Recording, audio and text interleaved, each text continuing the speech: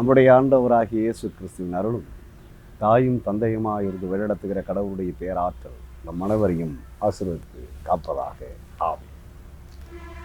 எனக்கு அன்பான இறை உறவுகளே, உங்கள் அனைவரையும் ஆண்டவர் இயேசுவின் திருப்பேரால் எனது அன்பான வாழ்த்துகளையும் வணக்கங்களையும் நான் தெரிவித்துக் கொள்கிறேன். இந்த நாளினுடைய சிந்தனைக்காய் நான் தெரிந்து கொண்ட திருமறை பகுதி அது மீகா இறைவாக்கினர் நூல் 6ஆம் அதிகாரம் திருவார்த்தைகள் 8.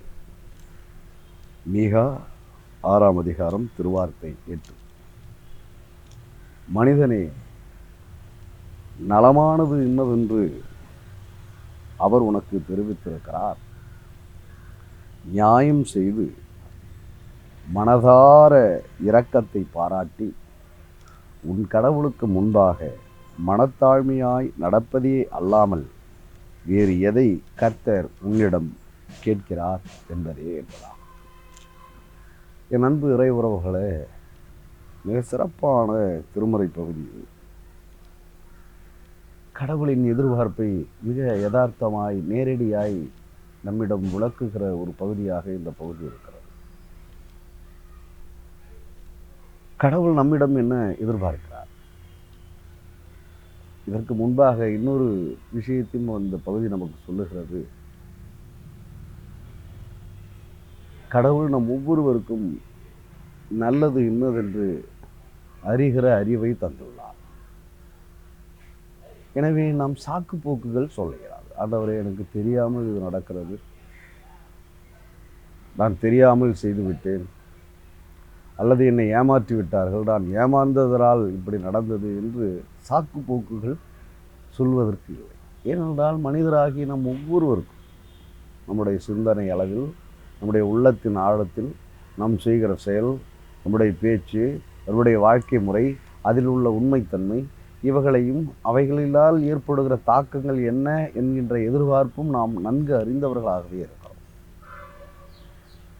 எனவே நல்லது எது, தீமை எது என்று ஒவ்வொரு மனிதனும் அறிவித்திருக்கிறான். யாரும் யாரையும் தனிப்பட்ட முறையில் இது தவறு, இவர் செய்வது தவறு என்று சொல்லிதான் தெரிய வேண்டிய அவசியம் அல்ல. நமக்கே கடவுள் நன்மை இன்னதென்று தீமை எது என்றும் புரிந்திருக்கிற, அறிந்து கொள்ளுகிற ஞானத்தை நம் மனிதர்களாகி நாம் ஒவ்வொருவரும் பெற்றிருக்கபடியான வழிவகையை கடவுள் தாமாக இயற்கையாகவே செய்திருக்கிறார்.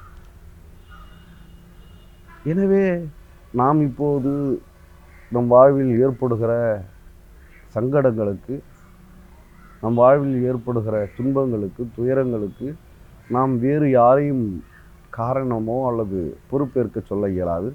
நாமே அதற்கு பொறுப்பேற்கக்கூடியவர்களாக மாறுகிறோம். நாமே அதற்கு பொறுப்பு. ஏனென்றால் நமக்கு நன்மை என்னதென்றும் தீமை என்னதென்றும் தெரியும். நன்மை செய்தால் ஒருபோதும் அதனால் ஒருவனுக்கு அழிவு வராது.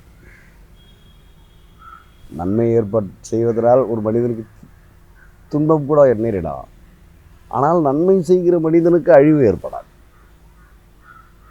அது ஒரு மிகப்பெரிய உண்மை. நன்மைகளை நல்லவைகளை நாம் செய்கிற போது அவைகளின் மூலம் நமக்கு எதிர்ப்புகள் கூட வரலாம். எல்லாரும் அமைதியாக இருக்கிற போது இவர் மட்டும் பாடுறா பெரிய இவராட்டம்.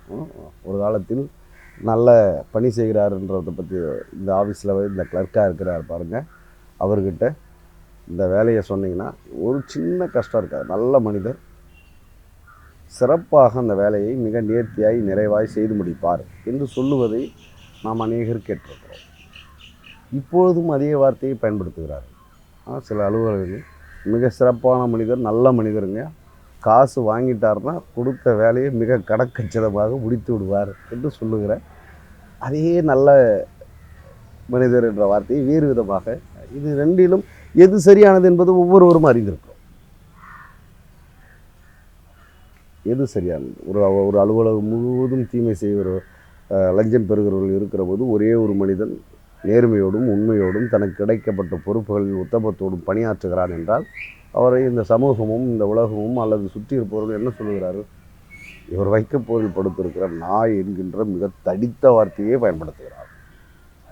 நாமும் நம்மை அறியாமல் அந்த கூட்டத்தோடு சில வேளையில் இணைந்து வருகிறோம்.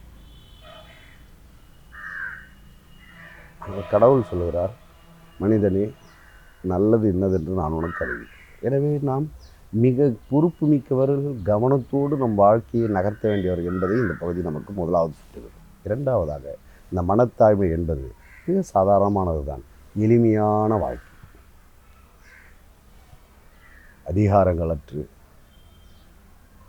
எதிர்பார்ப்புகளற்று, சுயநலமற்று, தான் எனக்கு எனக்கு மட்டும் என்று அந்த சூழ்ச்சிகள் நிறைந்த செயல்களில் இருந்து விடுபட்டவர்களாய்,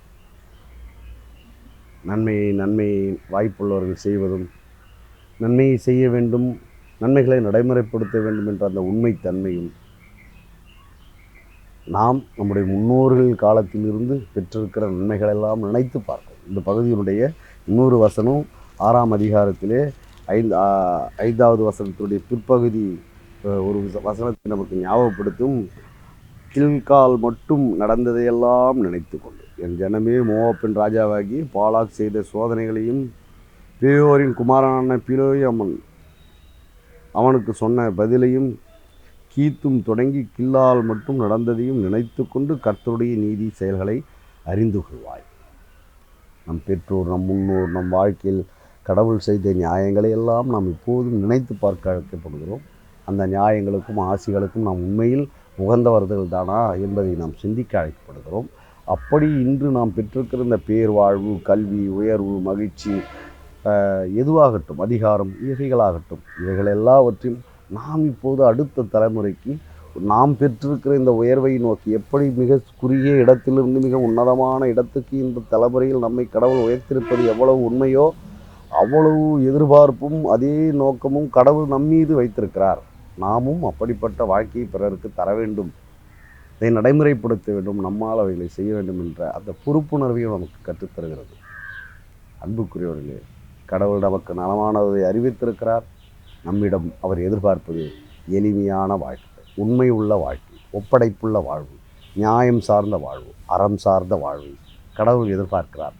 இந்த உண்மையை ஏற்றுக்கொள்ளுகிற அந்த கணமே நம் வாழ்வில் அருஞ்செயல்களை கடவுள் நடைமுறைப்படுத்துகிறார் என்பதை உணர்கின்ற மக்களாக நாம் இருப்போம். கடவுள் நம்மை ஆசீர்வதித்து காப்பாராக. ஆமென்.